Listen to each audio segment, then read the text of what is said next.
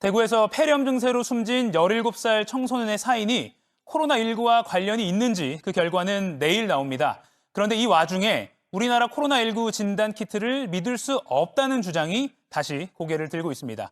팩트체크 결과 이런 주장은 근거가 없고 악의적인 측면까지 있습니다. 네, 이가혁 기자 바로 시작을 네. 하죠. 그러니까 숨진 청소년이 7번 넘게 음성이 나오고 네. 그리고 한 번은 일부 양성 소견이 나왔다라고 해서 이제 우리 진단 검사가 믿을 만한 거냐 이런 식의 반응이 나온 거죠. 네, 얼마 전부터 온라인에 지속적으로 나오는 이른바 가짜 음성 논란입니다. 네. 말씀드린 대로 근거가 없습니다. 그림으로 좀 표현을 해보면 이 바이러스에 감염된 사람도 검사 시기나 증상에 따라서 검출 가능한 한계치, 그러니까 이 정도는 나와야 정확한 진단이 가능한 그 양보다 적게 바이러스가 나올 때가 있습니다. 이 경우에 실제 감염 여부와 관계없이 음성이 나옵니다. 이렇게 화면에 표시된 이 한계선에 걸쳐 있는 이 동그라미 이 부분이라면 음성이 나왔다가 양성이 나오는 등 수시로 바뀌는 경우도 생깁니다. 네. 진단 키트가 부정확해서가 아니라 검진 원리상 이런 결과가 나오는 겁니다. 그래서 의료진은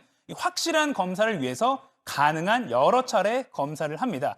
실제 이런 의문이 처음 제기될 때부터 우리 중대본은 이렇게 일관되게 설명해 왔는데 들어보시죠.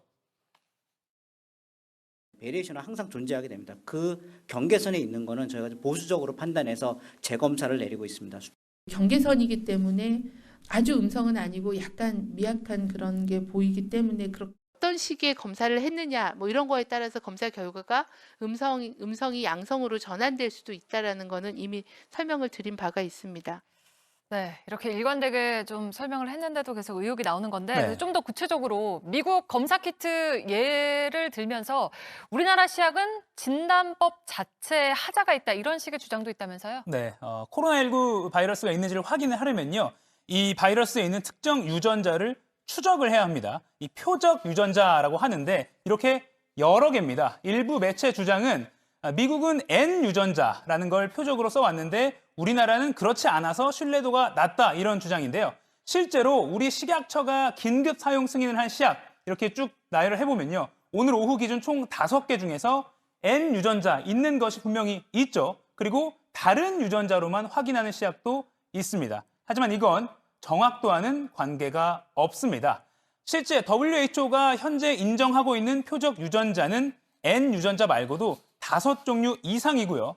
이렇게 현황을 보면 프랑스나 일본처럼 아예 N 유전자를 표적으로 사용하지 않는 국가도 네. 있습니다. 즉, N 유전자가 가장 최적의 검사 방식이라는 주장은 근거가 없습니다. 어제 우리 대한진단검사의학회 등 6개 유관기관이 성명을 냈습니다. 미국처럼 N 유전자를 검출하지 않는다고 국내 시약에 문제가 있다는 식의 보도 전혀 사실이 아니다 이렇게 밝혔습니다. 네, 그러면 미국은 N 유전자가 없으면 아예 사용 승인을 안 해준다 이 주장은 맞는 네, 겁니까? 그런 주장도 실제 온라인에서 나오고 있는데 확인을 해봤습니다. 네. 사실이 아닙니다. 네. 역시 오늘 오후 기준으로 총 8개 시약이 승인된 상태인데요. 보시다시피 3월 12일 이후에 N 유전자가 없는 시약도 승인이 되고 있습니다.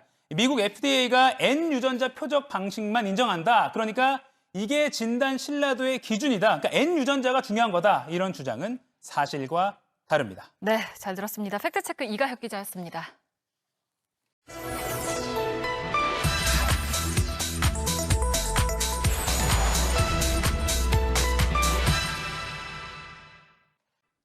미국 식품의약국 FDA가 한국의 코로나19 진단법을 부적합하다고 판단했다. 미 의회가 신뢰도에 의문을 제기했다 등의 보도가 나왔습니다. 결론부터 말씀드리면 사실이 아닙니다. 팩트체크팀이 왜 이런 논란이 나왔는지 확인해봤습니다. 네, 우리 정부도 사실과 다르다고 이미 밝혔는데 온라인에서는 여전히 확대 재생산이 되고 있어서요. 이가혁 기자하고 맥락을 짚어가면서 팩트체크를 해보겠습니다. 네. 어떻게 퍼지고 있습니까? 네, 먼저 유튜브에서 확산되는 내용을 먼저 함께 보시죠. 한국의 검사는 적절하지 않다. FDA는 긴급 사용 승인조차도 거부하고 있습니다. 온갖 자랑질을 다 하더니 불과 일주일도 안 돼서 미국 FDA로부터 사용 불허. 네, 그러니까 정리를 하면 우리 코로나19 진단법이 알려진 것과 달리 신뢰할 수 있는 수준이 아니었던 것이고 그래서 미국 FDA도 사용하지 않기로 했다. 뭐 이런 식입니다.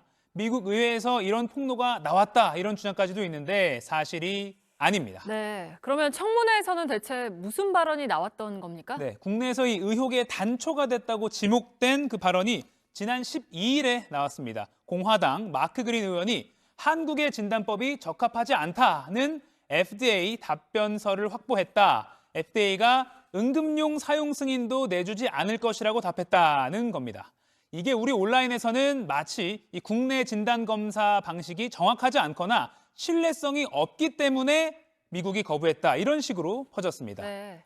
언뜻 보면 착각할 수 있을 만한 네. 발언이라고 볼 수 있는데 청문회 전체 내용을 보면 사실이 아닙니다. 미국 하원 코로나 청문회는 지난 11일부터 이틀간 열렸는데요. 청문회 첫날, 그러니까 아까 그 발언이 나오기 바로 전날 한국의 진단법은 이미 뜨거운 주제였습니다. 왜 미국이 한국보다 못하냐 이런 내용이 많았는데 이런 분위기에서 민주당 한 의원이 우리로 따지면 질병관리본부인 미국 질병통제예방센터 CDC의 센터장에게 이런 질문을 합니다. 보시죠.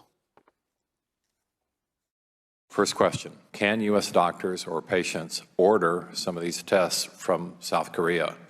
The difference between the South Korean test and our test is they would have to go through our regulatory process in the FDA to get approval to use that. So the answer is no. Currently, no, under the regulatory issue.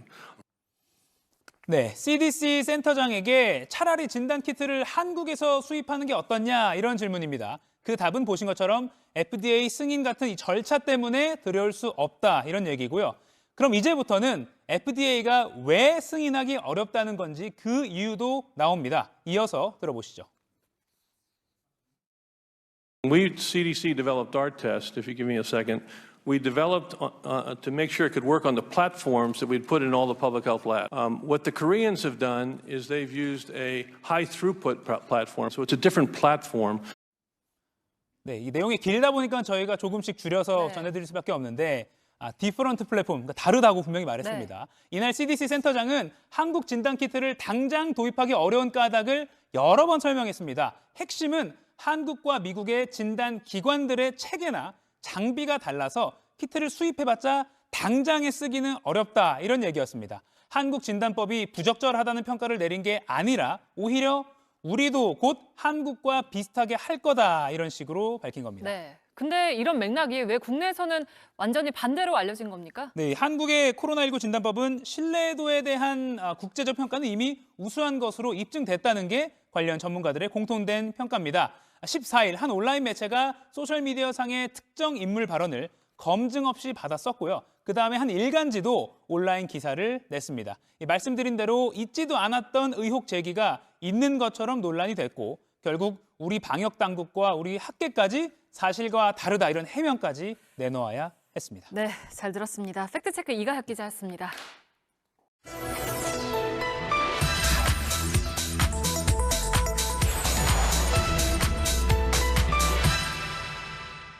코로나19 검사를 받은 사람들이 늘어나면서 온라인에는 검사 후기도 올라옵니다. 그중에 무료인 줄 알았더니 아니더라. 심지어 10만 원 훌쩍 넘게 냈다. 이런 내용도 많아서 이 비용에 대한 혼란이 좀 생기고 있습니다. 네, 검사 비용이 어떻게 달라지는 건지 이가혁 기자하고 바로 팩트체크를 해보겠습니다. 네. 원래 검사 비용은 무료 아닙니까? 네, 감염병 예방법에 따라서요. 이 감염병 환자를 진단하고 또 치료하는 비용은 국가가 부담하는 게 맞습니다. 네. 이번에 이 코로나19 진단 검사비도 마찬가지입니다. 그런데 조건이 있습니다. 이 검사 원하는 사람 다 무료는 아니고요. 네. 이 의료진이 이 검사가 꼭 필요한 사람이다라고 판단해서요. 진단 검사 대상으로 분류를 해야 합니다. 이 한정된 의료 인력 또 검사 자원을 생각하면 합리적인 조치라고 할 수 있겠죠. 그 진단 검사 대상이 누구냐? 즉 이 코로나19 진단 검사비 어떤 사람이 무료냐? 정부가 총 5가지 기준을 세웠습니다. 의사 환자, 즉 의심 환자로 구분되는 3가지가 먼저 있는데요. 중국 방문 후에 증상 있는 사람, 또 확진 환자의 접촉자 중에서 증상 있는 사람, 그리고 의사 소견에 따라서 입원이 필요한 원인 미상의 폐렴 환자 이런 경우인데요. 이런 경우는 코로나19 감염이 강하게 의심되는 경우입니다. 네. 그래서 이 검사를 받고 진단 결과가 나올 때까지 반드시 격리가 필요한 경우입니다. 그보다 좀 낮은 단계로요. 조사 대상 유증상자라고 구분할 수도 있습니다. 두 가지인데요. 중국 이외의 다른 나라 코로나19 발생 국가에 방문한 후에 증상이 있는 사람, 그리고 의사 소견에 따라서 감염 의심이 있는 사람입니다. 본인이 이 진단검사 대상에 해당하는지는 이 선별진료소에서 의사가 최종 판단합니다. 여기에 해당하면 진단검사비는 무료입니다. 검사 결과가 양성이든 음성이든 무관합니다. 네, 근데 의사가 판단을 해서 진단검사를 받았는데도 나는 몇만 원은 냈다 이런 경우도 있거든요. 이 진단 검사를 보면요, 이 침이나 가래를 채취해서 하는 거거든요. 네. 그런데 그에 앞서 좀 다른 부대 비용을 낸 경우가 바로 그렇습니다. 코로나19 검사를 받기 전에 필요에 따라서 사전 비용이 발생할 수 있는 건데요. 실제 한 선별 진료소에 붙은 공지사항을 보시죠. 사전에 이 엑스레이 검사 등을 할 수가 있고 여기에 본인 부담금이 발생한다 이렇게 공지를 하고 있죠. 네. 하지만 이 비용의 경우에도 코로나19 양성 판정을 받으면 내지 않습니다. 단 음성일 경우는 이런 사전 부대 비용은 내야 합니다. 한 네티즌이 공개한 진단 검사 영수증을 보시겠습니다. 의사가 이 조사 대상 유증상자, 그러니까 꼭 필요한 사람이다라고 해서 구분을 한 건데요. 내역을 보면요, 진단 검사비는 무료지만 그 밖에 엑스레이 등 다른 비용 6만 5천 원 가량은 본인이 부담했습니다. 네, 그러면 온라인 후기 중에 뭐 몇만 원 정도 수준이 아니라 16만 원 정도 되는 비용을 전부 다 냈다 하는 경우는 그냥 본인이 희망해서 검사를 한 경우겠군요. 그렇습니다. 의사가 안 받아도 됩니다라고 분류를 했는데 네. 그럼에도 불구하고 불안해서 네. 꼭 받아야겠습니다라고 해서 받은 그런 경우인데요. 이 경우에는요, 이 영수증에 나온 것처럼 이 모든 비용을 본인이 냅니다. 참고로 이렇게 자비를 들여서 검사를 받았는데 양성이 나오면 검사비를 다시 돌려줍니다. 네.